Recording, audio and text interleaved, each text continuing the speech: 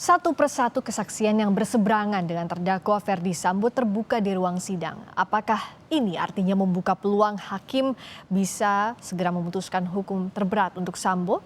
Selengkapnya kita bahas bersama Heri Firmansyah, pakar hukum pidana yang telah bergabung di Sapa Indonesia Malam. Selamat malam, Mas Heri. Selamat malam, Assalamualaikum Mbak Priska. Waalaikumsalam.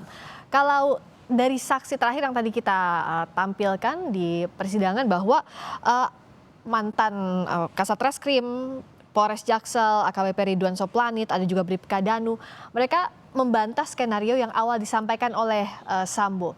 Bagaimana Anda melihat ini? Apakah bisa dikatakan saksi yang memberatkan? Jadi dalam konteks tadi kehadiran saksi yang saat ini menurut saya sudah mengkerucut ya pada proses pembuktian, bukan lagi berputar-putar pada kronologis, tapi sudah mulai masuk kepada mereka yang pada saat kejadian, saat paling dekat kejadian itu hadir di situ.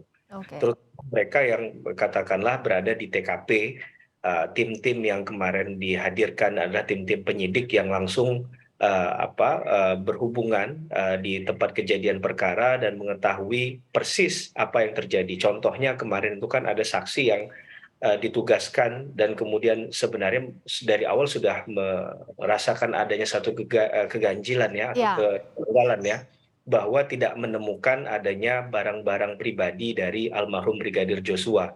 Dan itu sempat disampaikan ke komandannya pada saat itu kan. Ya. Eh, tapi ya itu hanya selintas saja karena ya mungkin juga kita memahami dalam konteks tingkat mungkin secara Relasi katakan kuasa begitu. kuasanya masih terlalu jauh untuk bisa menyampaikan hal-hal semacam itu, ada dibatasi hal tersebut ya.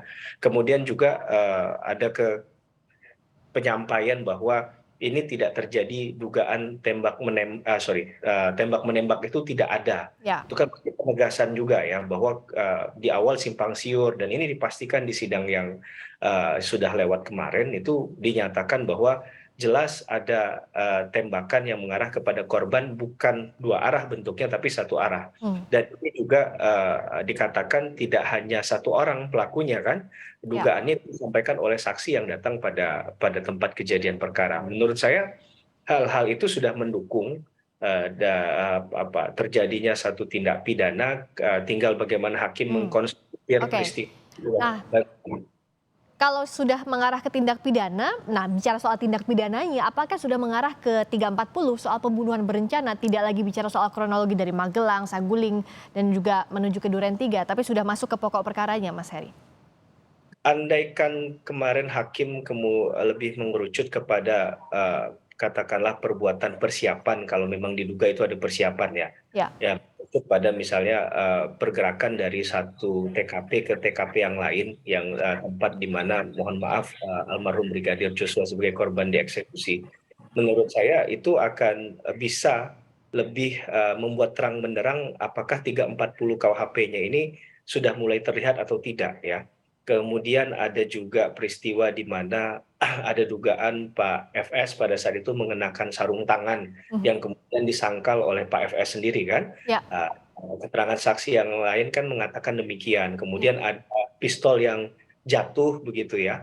Itu kan kuat dugaannya pistol yang digunakan juga untuk kemudian mengeksekusi yang bersangkutan atau malah membuat yang bersangkutan itu tidak berdaya karena tidak bisa melakukan perlawanan karena jangan-jangan senjata itu adalah senjata milik korban kan begitu. Ya. Jadi menurut saya kalau andaikan arah dari pembuktian itu lebih kepada konteks katakanlah persiapan karena berencana ini kan Mbak Friska ada jeda waktu yang Hmm. cukup ya Untuk dalam berpikir begitu ya? berpikir untuk mempersiapkan atau bahkan mengatakan dilakukan atau tidak dilakukannya satu perbuatan tadi. Nah, kalau dari yang sudah tampilkan di kesaksian, menurut Mas Heri apa yang masih perlu pembuktian lebih dalam lagi untuk membuktikan unsur berencananya, untuk membedakan dengan 338 begitu? Ya, menurut saya banyak hal ya, termasuk barang pribadi yang bersangkutan yang sampai sekarang tidak ditemukan begitu ya. Kemudian kalau kita kaitkan dengan obstruction of justice yang sedang berjalan juga persidangannya, ini kan patut diduga sudah ada master plan begitu ya. Ya, Kita tidak bisa mengatakan pasti, tapi sudah ada diduga ini kuat adanya master plan-nya ke arah sana dengan pembersihan, dengan kemudian melibatkan banyak orang di beberapa level tertentu begitu kan.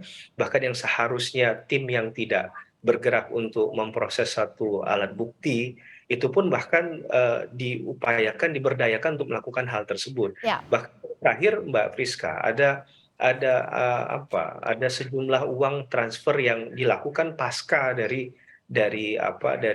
kejadian. Ini juga sebenarnya menurut saya mungkin kan bisa itu nanti dirangkai menjadi satu perbuatan yang tidak terpisahkan dari ya. perbuatan awalnya, karena seharusnya kan kalau memang ini prosesnya adalah, mohon maaf, hanya 338 saja pembunuhan Mhm. biasa, maka tentunya tidak tidak desainnya tidak begitu Tidak sempurna, sebegitu kompleksnya begitu ya?